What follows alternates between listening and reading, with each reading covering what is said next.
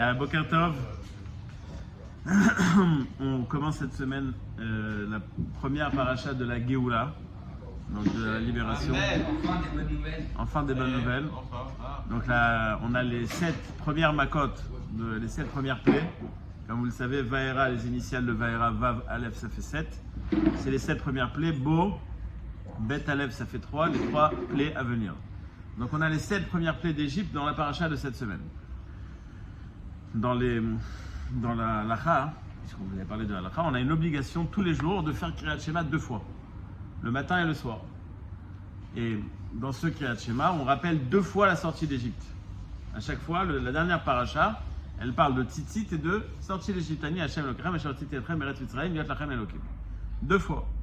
Et ce rappel qu'on a 2 fois dans la journée, c'est pas pour s'en rappeler 2 fois, c'est pour qu'à travers ce rappel 2 fois dans la journée, on se rappelle toute la journée. C'est-à-dire que la sortie d'Égypte, c'est quelque chose qui doit nous accompagner tous les jours. À part le fait qu'on a 50 mitzvot BRR qui sont Zecher le'Yetziat Mitzrayim, qui sont là pour nous rappeler la sortie d'Égypte, on a l'obligation tous les jours de s'en rappeler et c'est censé nous accompagner 24 heures sur 24, 7 jours sur 7. Alors l'histoire, on la connaît tous, sortie d'Égypte, ok. En 2 phrases, on fait le résumé. Qu'est-ce qu'il y a de tellement important dans la sortie d'Égypte qui, à d'écart, qu'on t'impose un rappel permanent de cette sortie d'Égypte. Rabbi Yerucham Mimir disait que celui qui va avoir une Ashkafa Yehudit, c'est une analyse juive de la vie. Lui, il doit tout le temps étudier la sortie d'Égypte. Ok, la sortie d'Égypte, le peuple est devenu peuple d'Israël à la sortie d'Égypte, c'est là qu'on est devenu un peuple, ok. Mais en quoi ça va nous accompagner, en quoi ça va nous aider dans la vie de tous les jours? J'aimerais répondre à cette question par deux réponses, 2 facettes de la sortie d'Égypte. En général, quand Kadosh Baruch Hu doit faire un miracle, ça le dérange. Il n'aime pas faire des miracles qui sortent de l'ordinaire. La Gemara nous raconte qu'il y avait un homme qui a perdu sa femme, et il avait un enfant en bas âge, et il a eu un est qu'il a eu la poitrine qui a poussé, il a pu l'allaiter. Marloquette entre Abaye et Rava, est-ce qu'il faut l'applaudir, c'est un tzaddik, ou est-ce que non? Parce que Hachem a dû changer l'ordre établi, la nature. Le Ramban ramène cette histoire dans la parashat Noach, et c'est lui qui a dit cette phrase: Hachem n'aime pas faire des miracles qui sortent de l'ordinaire.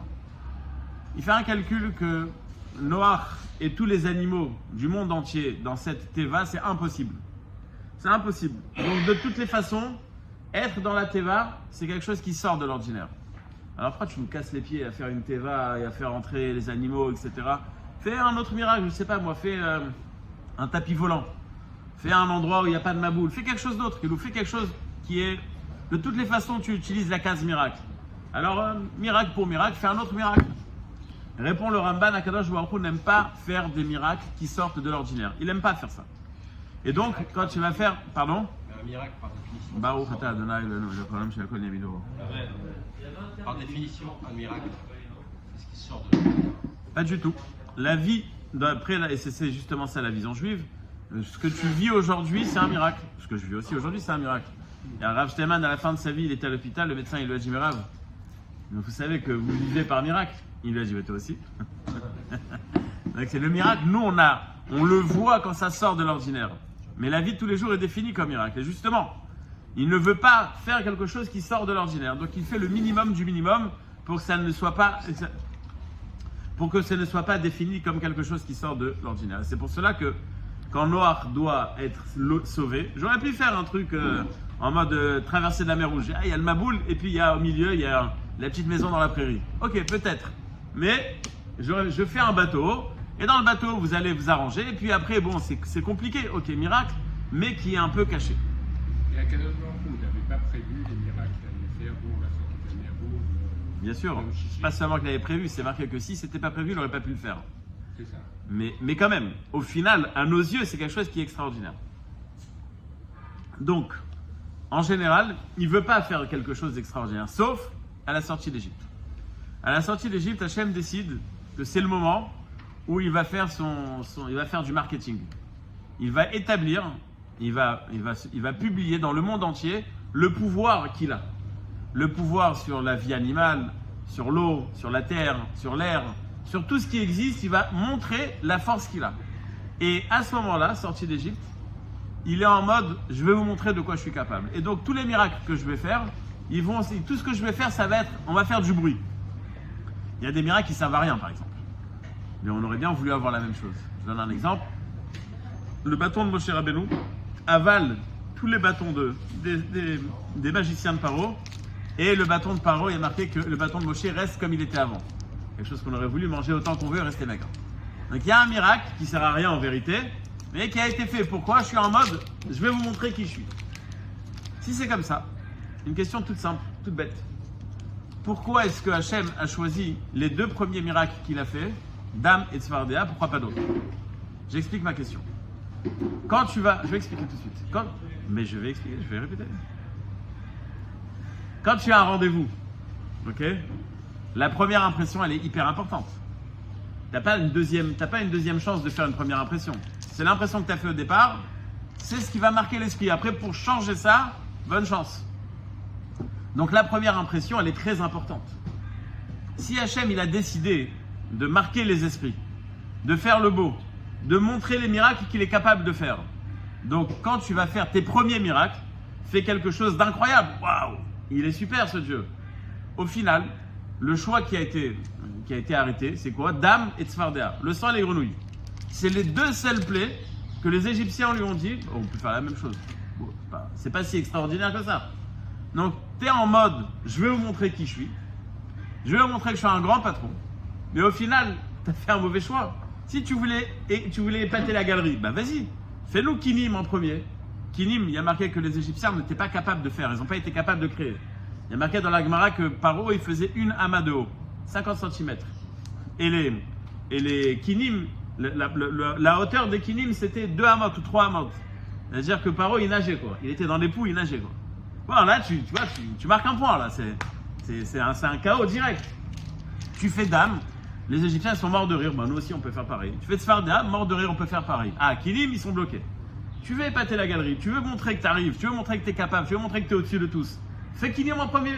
Pourquoi est-ce que tu fais Dame et Tzfardéa en premier? C'est pas une bonne idée. Puisqu'en général, tu veux pas te montrer, mais là, tu as décidé de te montrer. Bah, vas-y, va jusqu'au bout. Fais des choses qui marquent les esprits.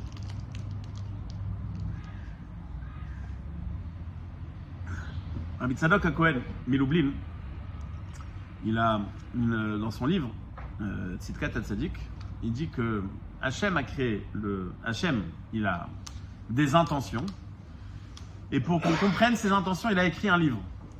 Quoi le livre? Évidemment, on va dire la Torah. Eh ben non, on va dire Rabbi Tzadok HaKohen, c'est pas la Torah, c'est la nature. On n'a pas compris à travers la nature, alors on a compris à travers la Torah. Comment est-ce qu'Avraham Avinu, il a découvert Dieu? Par l'étude de la nature. Après, évidemment, Yitzhak et Yaakov, ils étaient à bonne école, donc voilà, ils avaient d'où apprendre. Mais dans l'étude de la nature, on est capable de comprendre Dieu.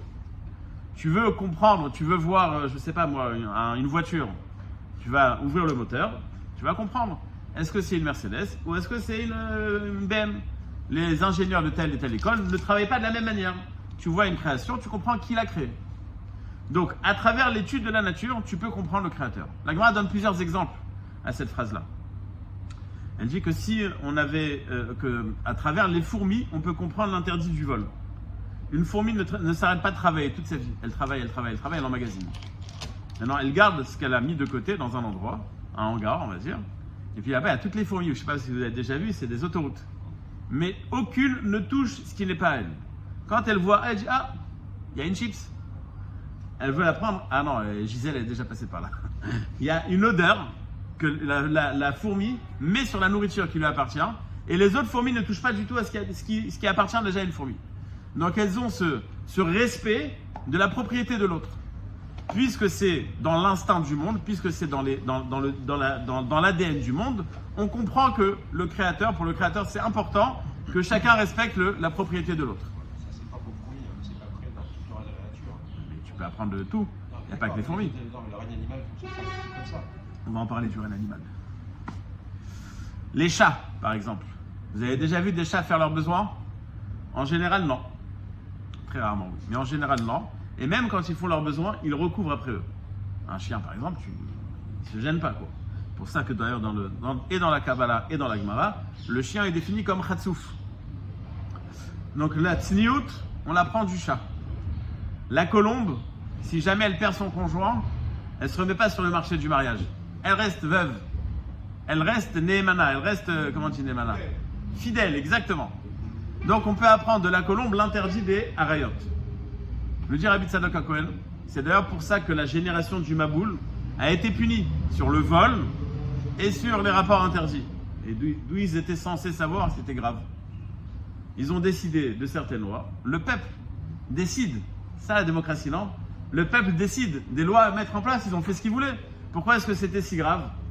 Parce que comme dans les règles de la nature, il y a un cri haut et fort d'Hachem qui te dit ça, c'est grave pour moi, eh bien, ils auraient dû faire attention à ça. Et c'est pour ça qu'ils ont été pénalisés. Donc, quand on a une analyse de la nature, et quand on a un message à travers la nature, c'est quelque chose qu'on doit appliquer.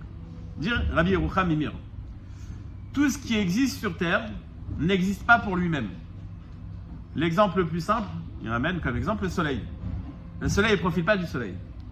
Il se dit jamais je vais faire bronzette au soleil. Ah non, c'est lui le soleil. Donc il ne peut pas profiter du soleil, il est là pour les autres. Et il ne donne pas trop d'exemples, mais il dit en gros, dans le système naturel, ce qu'on appellerait l'écosystème, il y a un message qui est haut et fort. Le monde n'est pas fait pour prendre, il est là pour donner. Alors, ta question, j'y arrive tout de suite. C'est faux. Parce que tu dis le monde il est là pour dans l'instinct animal, etc. Quand un lion il attaque une chèvre, il dit pas allez les gars on fait un kidouche, c'est pas pour moi, j'invite tout le monde, j'invite tous les... Non, il a faim, il mange. S'il y en a d'autres qui profitent après, peut-être, mais il n'est pas en train d'offrir un kidouche. Ça me rappelle, il y avait un Erev Yom Kippour, il y a un gars qui va à la pharmacie, il commande 400 suppositoires. 400 suppositoires, mais vous allez faire quoi avec? Il dit bah c'est pour Kippour, pour le jeûne. J'ai mais 400, pourquoi faire? Il a dit non, j'offre un kidouche. C'est toujours l'idée, le kidouche, tous en train de se mettre le suppôt. Donc le lion, quand il est en train de dévorer un agneau, c'est pas pour les autres, c'est pour lui. C'est vrai. Et l'instinct, c'est justement l'instinct de survie qu'on a tous, hein, le lion ou nous-mêmes. On va dévorer d'autres personnes à partir du moment où on se sent attaqué. Mais au final, le système, il est fait d'une manière où personne n'est indépendant. Personne. On ne peut pas s'autosuffire. Imaginez, Givat Shmuel, il n'y a que des dentistes. C'est très bien. Mais si tu as un problème, si tu as besoin d'un orthopède, tu fais quoi? Et si tu as besoin d'une pizza, tu fais quoi? Et si ta voiture ne marche pas, tu fais quoi? C'est impossible. On a besoin d'avoir tout ce qu'on a besoin. Donc moi, je vais produire X, toi, tu vas produire Y. Il y a un échange, il y a une vie, et c'est comme ça qu'on peut vivre. Personne ne peut se dire « je me débrouille tout seul ». Tu peux jamais te débrouiller tout seul. Donc le monde, il est fait d'une manière où il n'y a pas d'autosuffisance. C'est-à-dire qu'il y a une chaîne, et cette chaîne, elle est vitale pour le monde. S'il n'y a pas cet échange, il n'y a pas de monde. C'est ce qui est marqué. Olam Chesed Ibané. Le monde, il est basé sur l'échange. Il y a un échange, il y a un monde, il n'y a pas d'échange, il n'y a pas de monde. Si c'est ça le message le plus important de la création, puisque ça fait, sans ça, il n'y a pas de développement du monde, c'est-à-dire que la base du monde, c'est le chesed. Je m'étais toujours posé la question quand j'étais plus jeune, pourquoi est-ce que Béhémet la Torah, elle est tellement socialiste? C'est-à-dire qu'un agriculteur, par exemple, avant de manger une pomme, il n'a plus envie de la manger, quoi. Il doit laisser dans son champ, d'abord les 3 premières années, on ne touche pas. Après, il doit laisser dans son champ pour la PA, pour le Hani, pour monter à Yerushalayim, pour Maaser, pour Trouma. Vous m'avez saoulé, quoi. Il n'y a pas de serfin. Il n'y a pas de serfin. Le mec, il paye. À la fin, c'est bon. Il n'a même plus envie d'en manger, c'est pas bon. Et c'est pas que dans ça, c'est dans chaque chose. Il y a des animaux, tu fais la shrita, il y a une partie qui va à Cohen. C'est bon. Et chacun se débrouille. Pourquoi est-ce que Béhémet s'est fait d'une manière comme ça? C'est ça le message. Ça n'existe pas. Si Béhémet, le monde, il est fait pour que tu en profites, que chacun se débrouille. Mais si le monde il est fait pour que tu fasses profiter les autres, alors chacun doit aider les autres. C'est pour ça qu'on t'a imposé tellement. C'est pour ça que tu es obligé de partager. C'est pour ça que tu es obligé de vivre en société et de savoir partager. Yosef Hatzadik a sauvé l'Égypte. C'est lui qui a instauré la TVA, de 20%. C'était un peu plus cher. Et c'est lui qui a sauvé l'Égypte de la famine. Yosef Hatzadik a donc, l'Égypte a une dette envers Yosef et ses frères qui viennent après et qui vont développer. J'imagine qu'ils ne sont pas restés de côté. Quand on a une dette envers une personne, on a 2 possibilités de vivre ce ressenti. Il y a ceux qui sont redevables. C'est rare, mais ça arrive. Et il y a ceux qui ne veulent pas se sentir redevables. Alors comment est-ce qu'ils vont faire? Même, c'est pas un service qui m'a rendu. Je te rien du tout. Ici, elle m'a prêté 1 million d'euros. Il est blindé, de toute façon, c'est un radin, il lâchera à personne. Attends, le mec, il t'a sauvé la vie. Non, rien du tout.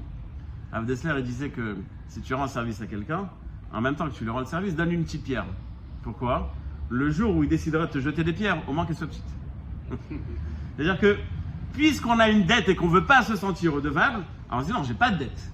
Et donc, on va être encore pire que si Bémet on rendrait nos dettes. D'ailleurs, je crois que c'est aussi Rav Dessler qui disait. Tu as rendu service à quelqu'un, il vient te remercier ou il t'offre un cadeau ou quelque chose, ne lui dis pas non, ça va, ça me fait plaisir. Parce que quand tu lui dis ça, lui, il reste avec son sentiment de dette. Tu lui rends pas service. Il te dit merci, Toda Rabba, j'accepte. Comme ça, il est libéré de son sentiment de redevance. Il est libéré. Toi, tu lui dis non, en fait, tu es content. Je lui ai rendu service, c'est un investissement. Un jour ou l'autre, ça reviendra. Non, laisse-le te rembourser, comme ça, il est tranquille. Donc, l'Égypte a une dette envers Yosef. On dit à Paro, tu sais, les Juifs, là, il y en a trop, etc. Au départ, il est marqué dans le Midrash qu'il a dit non, écoutez, il ne faut pas exagérer quand même. Il dit, écoute, c'est pas compliqué. Ou tu décides de passer à l'acte, ou tu perds ta place. Pendant 3 mois, il n'était pas roi. Après, il a dit, bon, entre moi et eux, le choix est vite fait. Je passe avant. Et donc, il va être d'accord de suivre ce conseil-là, et il va servir le peuple. C'est-à-dire qu'il a été capable. Il a été capable, c'est pas le terme, mais il a été assez mauvais pour fermer les yeux sur la dette qu'il avait envers le peuple juif, et justement, pour, à cause de cette dette, devenir le plus grand ennemi d'Israël. Quand Moshe Rabbeinu vient voir Paro et qu'il fait le premier miracle, c'est ça qu'il va mettre en avant. Tu n'as pas compris que Olam Chesed Ibané. Tu n'as pas compris qu'il y a un inyan d'échange et que tu ne peux pas te conduire de cette manière et que si tu ne vas pas vers le Chesed, eh bien tu ne peux pas rester parvé. Tu vas forcément être à l'autre extrême dans le mauvais. L'eau, dans la Torah, dans la Kabbalah, c'est un symbole de Chesed. Le Chesed, comme on le traduit nous, c'est pas exactement le terme qui est utilisé, c'est pas exactement son intention dans la Kabbalah, mais le Chesed, c'est la vie, c'est le développement. Il n'y a pas de développement sans eau. Toutes les grandes villes se sont développées autour de points d'eau. Donc s'il y a de l'eau, il y a développement. Si on a de l'argent, on amène de l'eau, on fait Dubaï. Mais sinon, s'il n'y a pas d'eau, on ne peut pas développer. Donc, le Chesed est un symbole de vie parce que c'est ça qui fait qu'il y a développement. L'échange, comme j'ai dit au départ. Le sang est symbole de méchanceté, de Achzariout. Dit à Moshe Rabbeinu à Paro, vous savez pourquoi est-ce que vous allez être puni là? Vous savez ce que vous allez subir là? Ce qui va se passer bientôt? Je vous explique. Il y avait une dette de Chesed que vous aviez envers le peuple juif. Vous n'avez pas été capable de regarder cette dette en face et de dire bon, on va surmonter nos instincts méchants, etc. Et vous avez asservi le peuple juif pendant 200 ans. C'est pour ça que vous allez être puni. C'est justement parce que vous avez transformé l'eau en sang. C'est parce que vous avez transformé le chesed en méchanceté. Cette dette de chesed que vous avez vous a empêché, parce que c'était du chesed, ça vous étouffait, alors vous êtes devenu méchant. Et c'est pour ça que vous allez être puni. La grenouille, c'est marqué dans les Mefarshim, dans les Mefarshim de Perek Shira. Il y a marqué que la grenouille, il y a un oiseau, j'ai oublié comment il s'appelle, il a des longues jambes, fines et longues, et il vient manger du poisson. Quand il met ses pieds dans l'eau, les poissons s'éloignent peut-être. Les poissons s'éloignent. Et donc il reste sur sa faim. La grenouille, elle est prête à se donner sa vie pour que l'autre puisse manger. Et c'est ce que la grenouille a fait en Égypte. En Égypte, Hachem leur a dit, vous allez rentrer partout, ils sont rentrés partout. Dans des fours, ils étaient prêts à donner leur vie parce qu'Hachem leur a dit qu'il fallait le faire. Donc la grenouille est un symbole de chesed, l'eau est un symbole de chesed, et vous n'avez pas été capable, vous les Égyptiens, de comprendre ce message qui hurle de toute la création du monde, le inyan de chesed. Vous n'avez pas été capable de comprendre que s'il y a eu un chesed, il y a un retour, et puisque vous avez été aussi mauvais, et vous n'avez pas compris ce message-là, ça s'est transformé en sang, on ne peut pas rester, on ne peut pas stagner, on ne peut pas être parvé. Dans les midot, c'est à peu près. Ou tu avances, ou tu recules, t'es jamais au milieu. C'est ce que Moshe Rabbeinu a mis en avant. J'ai commencé par une question. Pourquoi est-ce que ces deux plaies ont été mises en avant? Arrête, c'est des plaies qui ne sont pas si extraordinaires que ça. La preuve, les Égyptiens ont pu faire la même chose. C'est vrai. Mais ces deux plaies, c'est la traduction des plaies à venir. Vous savez pourquoi vous allez être punis. La punition, ce n'est pas une punition pour faire souffrir les Égyptiens. La punition, elle a plusieurs intérêts. C'était pour marquer l'esprit du monde, pour marquer l'esprit des Égyptiens et pour marquer l'esprit des Juifs aussi. Mais il y a, dans chaque plaie, il y a plusieurs messages. Je ne dis pas que c'est le seul message de Dame Sfardéa, mais il y a aussi ce message, et c'est peut-être pour ça qu'elles ont été mises en avant. Vous n'avez pas été capable de comprendre le Inyan de Olam Chesed Ibané. Vous avez manqué à votre devoir d'être redevable. C'est pour ça que vous êtes venus mauvais et méchants. C'est pour ça que vous avez été capable d'asservir le peuple juif. Quand on a l'obligation, tous les jours, de rappeler la sortie d'Égypte 2 fois par jour, comme j'ai dit, non pas parce qu'il faut s'en rappeler à 2 moments, mais à travers ces 2 moments, on va s'en rappeler toute la journée, ça fait partie du message de la sortie d'Égypte. Évidemment, la sortie d'Égypte, c'est énorme, il y a énormément de messages, mais ça fait partie des messages de la sortie d'Égypte. Tout ce qui a causé la punition et la destruction de l'Égypte, parce que l'Égypte antique et celle d'aujourd'hui, c'est pas du tout la même chose. Tout ça, c'est parce qu'il y avait un problème de midot au niveau de Olam Chesed Ibané. C'est-à-dire que tu n'étais pas capable de comprendre, que tu n'es pas venu pour prendre, tu es venu pour donner. Si tu avais cette vision des choses, alors tu te serais pas éloigné ou tu n'aurais pas évité ton obligation de rendre ta dette. Si dans ta vision, tu as le chesed qui est en avant, toute ta vision et toute ta façon d'être avec les autres, elle est différente. Une personne qui comprend que Olam Chesed Ibané, dans la vie de tous les jours, sa vie elle est différente, elle est beaucoup plus calme, il s'énerve beaucoup moins, il est moins jaloux, il est capable de donner et donc il n'est pas enfermé sur lui-même, il ne s'énerve pas, etc. Parce que tout ça dépend de la vision que tu as, pourquoi est-ce que tu es venu dans le monde. C'est ce que disent les Baalei Moussar, que toutes les mauvaises midotes découlent de la mida de la Gahava. Nous on traduit la Gahava par l'égoïsme, par de la fierté, mais en vérité, la Gahava c'est l'égoïsme. La fierté c'est seulement l'expression, une des facettes de l'expression de l'égoïsme. À partir du moment où tu ne penses qu'à toi-même, donc quand quelqu'un t'a fait quelque chose, il t'a pris. Quand tu vois quelqu'un qui réussit mieux que toi, pourquoi pas moi? Et chaque réaction, quand tu décides d'être radin, c'est pourquoi? C'est parce que je passe avant. Donc toutes ces mauvaises midotes découlent de la mida première, celle qui est de dire je passe en avant. Rav Gershon Edelstein, il dit tout le temps que le écart des midotes, le écart dans la vie, c'est d'être mévater. D'être mévater. Il n'y a pas de mot en français pour ça. C'est pas un hasard. Il y a pas de travail. On peut l'expliquer. D'être mévater, c'est de passer outre et tout. Vas-y. Ouais. C'est pas la force de. C'est pas exactement ça. Mais bon, c'est aussi ça. C'est aussi ça. D'être mévater. Donc pourquoi est-ce que d'être mévater? Toujours, moi, quand j'étais à l'écheval, je ne me rappelle pas pourquoi je vais parler. Il m'a dit de ça que mévater. Lama. Pourquoi je dois être mévater? Parce que si mon but c'est de gagner, je ne dois pas être mévater. Mais si mon but c'est de devenir un homme, et un homme c'est celui qui est capable de donner. Non plus.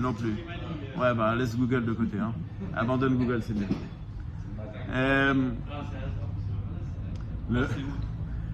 Oui, c'est ça, mais bon. Ça me rappelle l'histoire de celui qui était parti voir Rav Steinman, il dit j'ai des problèmes de Shlom Bayit. Alors le Rav il a dit il faut être mévater. Il va 1 fois, 2 fois, 3 fois, chaque fois le Rav il dit il faut être mévater. Il dit mais ça marche pas. Il dit Rav Steinman comment ça marche pas? C'est sûr que ça marche. Il dit Rav, à chaque fois que je reviens à la maison, j'explique à ma femme qu'elle doit être mévater, ça marche pas.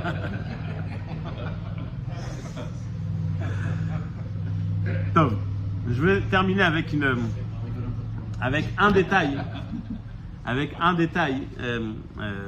de la paracha qui va nous faire comprendre pourquoi est-ce que ce message est omniprésent. Très rapide, mais en vérité c'est un message yesodi qui est marqué dans les Sifrei Chassidut et dans les autres Mefarshim aussi. C'est marqué, la même idée elle est marquée. Chacun le ramène d'une autre manière, mais c'est la même idée.